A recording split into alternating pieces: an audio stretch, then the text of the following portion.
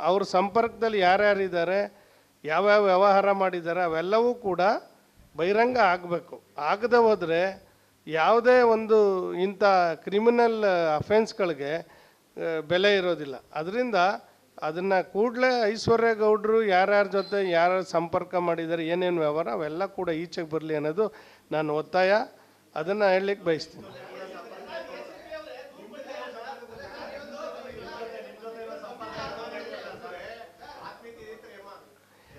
ಈಗ ನನ್ನ ಜೊತೆ ಆತ್ಮೀಯತೆ ಇರೋದು, ನನ್ನ ಜೊತೆ ಅದೇನೋ ಸಣ್ಣ ವ್ಯವಹಾರ ಮಾಡಿದ್ದೀನಿ ಅಂತ ಹೇಳಿದಾರಲ್ಲ, ಅದೇನಿದೆ ಅಂತ ತಂದು ನಮ್ಮ ಮಾಧ್ಯಮದ ಸ್ನೇಹಿತರ ಮುಂದೆನೋ ಅಥವಾ ಎಲ್ಲೋ ಇಡೀ, ಇಲ್ಲ ಅಂದರೆ ನಿಮ್ಮ ಮೇಲೆ ಮಾನನಷ್ಟ ಮೊಕದ್ದಮೆ ಹೂಡಬೇಕಾಗುತ್ತೆ.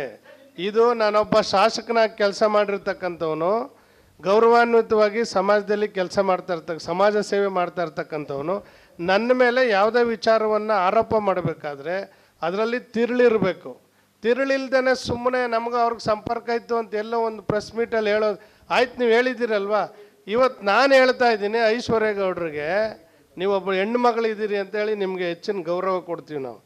ಆದರೆ ನೀವು ಮಾಡಿರೋ ಕೆಲಸಕ್ಕೆ ಗೌರವ ಇಲ್ಲ. ನೀವು ಮಾಡಿರೋದೆಲ್ಲ 420 ಕೆಲಸ ಅಲ್ಲ, ನೀವು ಮಾಡಿರೋದೆಲ್ಲ ಇರಿ ಸರ್, ತಡ್ಕೊಳ್ಳಿ ಸರ್ ಸ್ವಲ್ಪ. ನೀವು ಮಾಡಿರೋದು ಐಶ್ವರ್ಯ ಗೌಡ್ರೆ 420 ಕೆಲಸ ಅಂತೇಳಿ ಈಗಾಗಲೇ FIRನಲ್ಲಿ 420 ಅಂತಲೇ ಒಂದು ಕಾಲಮ್ನಲ್ಲಿ ಒಂದು ಇದನ್ನು ಹಾಕಿದ್ದಾರೆ, ಒಂದು ಸೆಕ್ಷನ್ ಹಾಕಿದ್ದಾರೆ ಅಲ್ವಾ? ಯಾರು 420? ನನ್ನ ಜೊತೆಲಿರೋರು ಯಾರೋ 420 ಅಂತ ಹೇಳಿದ್ದೀರಲ್ಲ, ಯಾರಿದ್ದಾರೆ ನನ್ನ ಜೊತೆ 420ಗಳು? ಹೇಳ್ಬೇಕಲ್ಲ, ಹೆಸರು ಹೇಳ್ರಿ.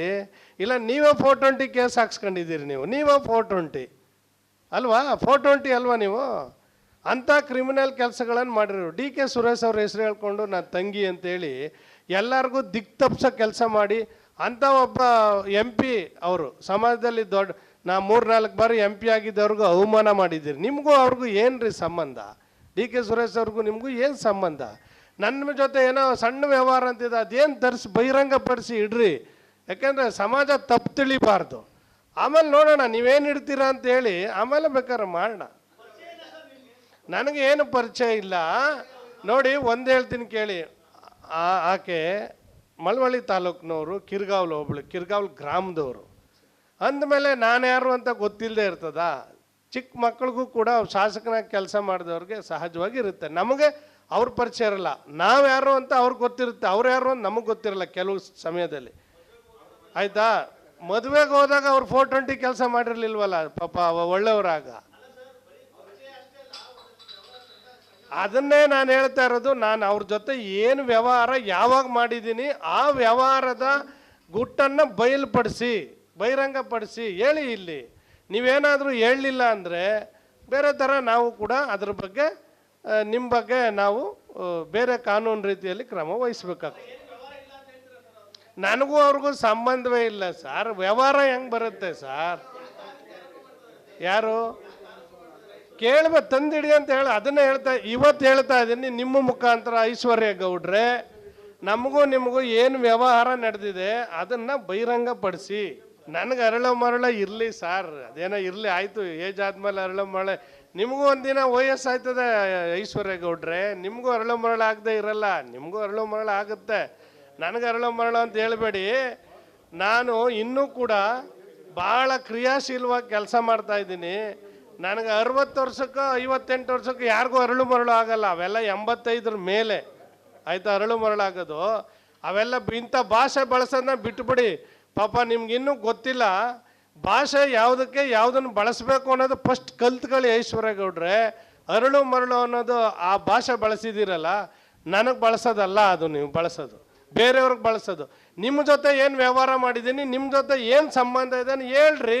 ಬೇರೆ ರೀತಿ ತಪ್ಪಾಗೋದು ಬೇಡ, ಸಮಾಜಕ್ಕೆ ತಂದು ಹೇಳಿ. ಇಲ್ಲ ಹೇಳಲಿಲ್ಲ ಅಂದರೆ, ನೀವೇನು ಬಹಿರಂಗಪಡಿಸ್ಲಿಲ್ಲ, ಸಾಬೀತುಪಡಿಸ್ಲಿಲ್ಲ ಅಂದರೆ ಮುಂದೆ ಕೋರ್ಟ್ ಇದೆ. ಅವ್ರ ತನಿಖೆ ಸರಿಯಾಗಿ ಒಳ್ಳೆ ದಿಕ್ಕಿನಲ್ಲಿ ಸಾಗ್ತಾ ಇಲ್ಲ.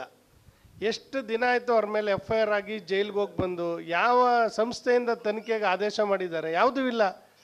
ಇಲ್ಲಿ ಎಲ್ಲರೂ ಕೂಡ ಅವ್ರ ಜೊತೆಯಲ್ಲಿ ವಿಡಿಯೋ ಕಾಲಲ್ಲಿ ಮಾತನಾಡಿರ್ತಕ್ಕಂಥವ್ರು ಯಾರು, ವಾಟ್ಸಪ್ ಕಾಲಲ್ಲಿ ಮಾತಾಡಿರೋರು ಯಾರು, ಎಲ್ಲೆಲ್ಲಿ ಯಾವ ಸ್ಥಳದಲ್ಲಿ ಯಾರ್ಯಾರನ್ನು ಭೇಟಿ ಮಾಡಿದರು, ಅವೆಲ್ಲ ಸಂಪೂರ್ಣವಾಗಿ ತನಿಖೆ ಆಗಬೇಕಲ್ವ. ಆಮೇಲೆ ಯಾರ್ಯಾರು ಮೋಸಕ್ಕೆ ಒಳಗಾಗಿದ್ದಾರೆ, ಈ ಚಿನ್ನ ಕೊಟ್ಟು ಯಾರು ಮೋಸಕ್ಕೆ ಒಳಗಾಗಿದ್ದಾರೆ, ಬಡ್ಡಿ ಹೆಚ್ಚಿನ ಆಸೆಗೋಸ್ಕರ ಯಾರು ಒಳಗಾಗಿದ್ದಾರೆ, ಅವೆಲ್ಲ ತನಿಖೆಯಿಂದ ಹೊರಗೆ ಬರಬೇಕು ಅಂದರೆ ಯಾರಾದರೂ ಒಂದು ಒಳ್ಳೆ ಸಂಸ್ಥೆಯಿಂದ, ಸರ್ಕಾರ ಸಂಸ್ಥೆಯಿಂದ ಇದು ತನಿಖೆ ಆಗಬೇಕಲ್ವಾ? ಇವ್ರು ಯಾಕೆ ಮಾಡ್ತಾ ಇಲ್ಲ ಅಂದರೆ ಕಾಂಗ್ರೆಸ್ನ ಶಾಸಕರುಗಳೇ ಕೆಲವರು ಸಿಕ್ಕಾಕೊಂಬಿಟ್ಟವ್ರು ಒಳಗಡೆ. ಅವ್ರನ್ನ ಬಚಾವ್ ಮಾಡೋಕ್ಕೋಸ್ಕರ ಸರ್ಕಾರ ಯಾವ ಸಂಸ್ಥೆನೂ ಕೂಡ ತನಿಖೆ ಮಾಡ್ತಾ ಇಲ್ಲ.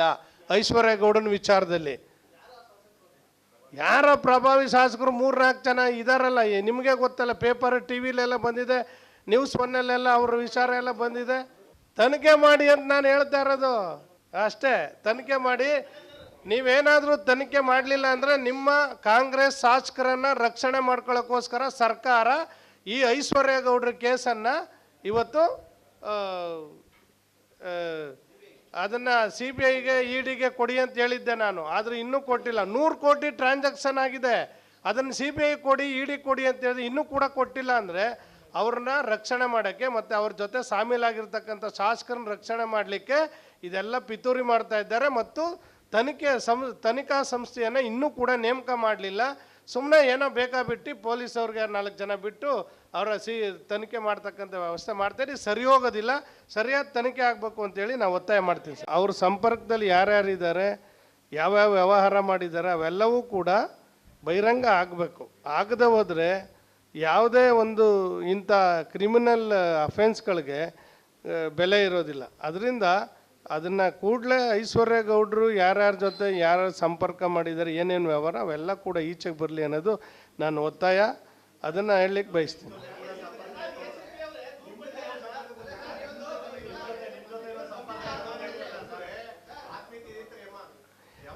ಈಗ ನನ್ನ ಜೊತೆ ಆತ್ಮೀಯತೆ ಇರೋದು, ನನ್ನ ಜೊತೆ ಅದೇನೋ ಸಣ್ಣ ವ್ಯವಹಾರ ಮಾಡಿದ್ದೀನಿ ಅಂತ ಹೇಳಿದಾರಲ್ಲ, ಅದೇನಿದೆ ಅಂತ ತಂದು ನಮ್ಮ ಮಾಧ್ಯಮದ ಸ್ನೇಹಿತರ ಮುಂದೆನೋ ಅಥವಾ ಎಲ್ಲೋ ಇಡೀ. ಇಲ್ಲ ಅಂದರೆ ನಿಮ್ಮ ಮೇಲೆ ಮಾನನಷ್ಟ ಮೊಕದ್ದಮೆ ಹೂಡಬೇಕಾಗುತ್ತೆ. ಇದು ನಾನೊಬ್ಬ ಶಾಸಕನಾಗಿ ಕೆಲಸ ಮಾಡಿರ್ತಕ್ಕಂಥವನು, ಗೌರವಾನ್ವಿತವಾಗಿ ಸಮಾಜದಲ್ಲಿ ಕೆಲಸ ಸಮಾಜ ಸೇವೆ ಮಾಡ್ತಾ ಇರ್ತಕ್ಕಂಥವನು. ನನ್ನ ಮೇಲೆ ಯಾವುದೇ ವಿಚಾರವನ್ನು ಆರೋಪ ಮಾಡಬೇಕಾದ್ರೆ ಅದರಲ್ಲಿ ತಿರುಳಿರಬೇಕು. ತಿರುಳಿಲ್ದೇ ಸುಮ್ಮನೆ ನಮ್ಗೆ ಅವ್ರಿಗೆ ಸಂಪರ್ಕ ಇತ್ತು ಅಂತ ಎಲ್ಲೋ ಒಂದು ಪ್ರೆಸ್ ಮೀಟಲ್ಲಿ ಹೇಳೋದು ಆಯ್ತು. ನೀವು ಹೇಳಿದ್ದೀರಲ್ವಾ, ಇವತ್ತು ನಾನು ಹೇಳ್ತಾ ಇದ್ದೀನಿ ಐಶ್ವರ್ಯ ಗೌಡ್ರಿಗೆ ನೀವೊಬ್ಬ ಹೆಣ್ಣು ಮಗಳಿದ್ದೀರಿ ಅಂತೇಳಿ ನಿಮಗೆ ಹೆಚ್ಚಿನ ಗೌರವ ಕೊಡ್ತೀವಿ ನಾವು. ಆದರೆ ನೀವು ಮಾಡಿರೋ ಕೆಲಸಕ್ಕೆ ಗೌರವ ಇಲ್ಲ. ನೀವು ಮಾಡಿರೋದೆಲ್ಲ 420 ಕೆಲಸ ಅಲ್ಲ. ನೀವು ಮಾಡಿರೋದೆಲ್ಲ ಇರಿ ಸರ್, ತಡ್ಕೊಳ್ಳಿ ಸರ್ ಸ್ವಲ್ಪ. ನೀವು ಮಾಡಿರೋದು ಐಶ್ವರ್ಯ ಗೌಡ್ರೆ 420 ಕೆಲಸ ಅಂತೇಳಿ ಈಗಾಗಲೇ FIRನಲ್ಲಿ 420 ಅಂತಲೇ ಒಂದು ಕಾಲಮ್ನಲ್ಲಿ ಒಂದು ಇದನ್ನು ಹಾಕಿದ್ದಾರೆ, ಒಂದು ಸೆಕ್ಷನ್ ಹಾಕಿದ್ದಾರೆ ಅಲ್ವಾ? ಯಾರು 420? ನನ್ನ ಜೊತೆಲಿರೋರು ಯಾರೋ 420 ಅಂತ ಹೇಳಿದ್ದೀರಲ್ಲ, ಯಾರಿದ್ದಾರೆ ನನ್ನ ಜೊತೆ 420ಗಳು? ಹೇಳ್ಬೇಕಲ್ಲ, ಹೆಸರು ಹೇಳ್ರಿ. ಇಲ್ಲ ನೀವೇ 420 ಕೇಸ್ ಹಾಕ್ಸ್ಕೊಂಡಿದ್ದೀರಿ. ನೀವೇ 420 ಅಲ್ವಾ? 420 ಅಲ್ವಾ ನೀವು? ಅಂಥ ಕ್ರಿಮಿನಲ್ ಕೆಲಸಗಳನ್ನು ಮಾಡಿರೋರು. DK ಸುರೇಶ್ ಅವ್ರ ಹೆಸರು ಹೇಳ್ಕೊಂಡು ನಾನು ತಂಗಿ ಅಂತೇಳಿ ಎಲ್ಲರಿಗೂ ದಿಕ್ ತಪ್ಪಿಸೋ ಕೆಲಸ ಮಾಡಿ ಅಂಥ ಒಬ್ಬ MP ಅವರು ಸಮಾಜದಲ್ಲಿ ನಾ 3-4 ಬಾರಿ MP ಆಗಿದ್ದವ್ರಿಗೂ ಅವಮಾನ ಮಾಡಿದ್ದೀರಿ. ನಿಮಗೂ ಅವ್ರಿಗೂ ಏನು ರೀ ಸಂಬಂಧ? DK ಸುರೇಶ್ ಅವ್ರಿಗೂ ನಿಮಗೂ ಏನು ಸಂಬಂಧ? ನನ್ನ ಜೊತೆ ಏನೋ ಸಣ್ಣ ವ್ಯವಹಾರ ಅಂತಿದೆ, ಅದೇನು ಬಹಿರಂಗಪಡಿಸಿ ಇಡ್ರಿ. ಯಾಕೆಂದರೆ ಸಮಾಜ ತಪ್ಪು ತಿಳಿಬಾರ್ದು. ಆಮೇಲೆ ನೋಡೋಣ ನೀವೇನು ಇಡ್ತೀರಾ ಅಂತೇಳಿ, ಆಮೇಲೆ ಬೇಕಾದ್ರೆ ಮಾಡೋಣ. ನನಗೆ ಏನು ಪರಿಚಯ ಇಲ್ಲ. ನೋಡಿ ಒಂದು ಹೇಳ್ತೀನಿ ಕೇಳಿ. ಆಕೆ ಮಳವಳ್ಳಿ ತಾಲೂಕಿನವರು, ಕಿರ್ಗಾವ್ಲು ಒಬ್ಳು, ಕಿರ್ಗಾವ್ಲು ಗ್ರಾಮದವರು. ಅಂದಮೇಲೆ ನಾನು ಯಾರು ಅಂತ ಗೊತ್ತಿಲ್ಲದೆ ಇರ್ತದ? ಚಿಕ್ಕ ಮಕ್ಕಳಿಗೂ ಕೂಡ ಶಾಸಕನಾಗಿ ಕೆಲಸ ಮಾಡಿದವ್ರಿಗೆ ಸಹಜವಾಗಿ ಇರುತ್ತೆ. ನಮಗೆ ಅವ್ರ ಪರಿಚಯ ಇರಲ್ಲ, ನಾವು ಯಾರು ಅಂತ ಅವ್ರಿಗೆ ಗೊತ್ತಿರುತ್ತೆ, ಅವ್ರು ಯಾರು ಅಂತ ನಮಗೆ ಗೊತ್ತಿರಲ್ಲ ಕೆಲವು ಸಮಯದಲ್ಲಿ. ಆಯಿತಾ? ಮದುವೆಗೆ ಹೋದಾಗ ಅವ್ರು 420 ಕೆಲಸ ಮಾಡಿರಲಿಲ್ವಲ್ಲ ಪಾಪ, ಒಳ್ಳೆಯವರಾಗ. ಅದನ್ನೇ ನಾನು ಹೇಳ್ತಾ ಇರೋದು. ನಾನು ಅವ್ರ ಜೊತೆ ಏನು ವ್ಯವಹಾರ ಯಾವಾಗ ಮಾಡಿದ್ದೀನಿ ಆ ವ್ಯವಹಾರದ ಗುಟ್ಟನ್ನು ಬಹಿರಂಗಪಡಿಸಿ ಹೇಳಿ. ಇಲ್ಲಿ ನೀವೇನಾದರೂ ಹೇಳಲಿಲ್ಲ ಅಂದರೆ ಬೇರೆ ಥರ ನಾವು ಕೂಡ ಅದ್ರ ಬಗ್ಗೆ ನಿಮ್ಮ ಬಗ್ಗೆ ನಾವು ಬೇರೆ ಕಾನೂನು ರೀತಿಯಲ್ಲಿ ಕ್ರಮ ವಹಿಸ್ಬೇಕಾಗ್ತದೆ.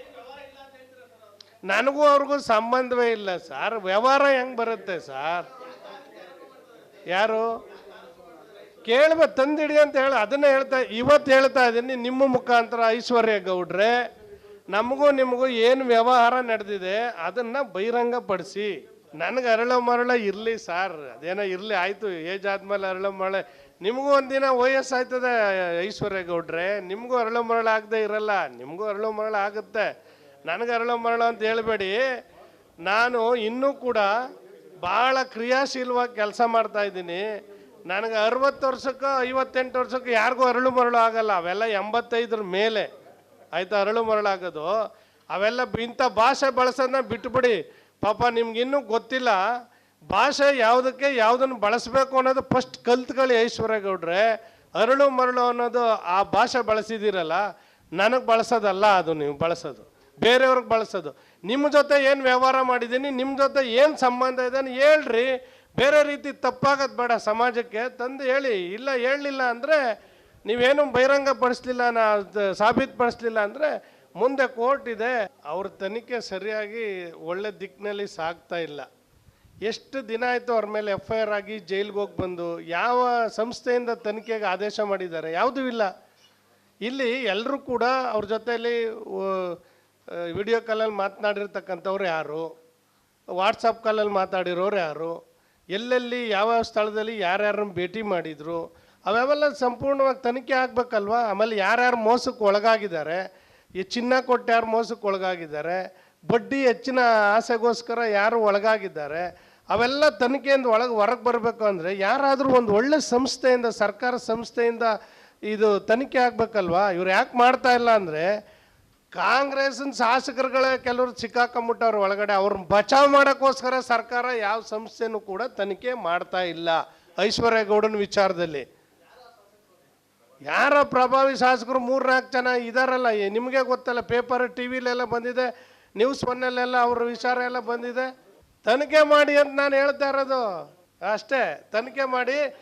ನೀವೇನಾದರೂ ತನಿಖೆ ಮಾಡಲಿಲ್ಲ ಅಂದರೆ ನಿಮ್ಮ ಕಾಂಗ್ರೆಸ್ ಶಾಸಕರನ್ನು ರಕ್ಷಣೆ ಮಾಡ್ಕೊಳ್ಳೋಕ್ಕೋಸ್ಕರ ಸರ್ಕಾರ ಈ ಐಶ್ವರ್ಯಗೌಡ್ರ ಕೇಸನ್ನು ಇವತ್ತು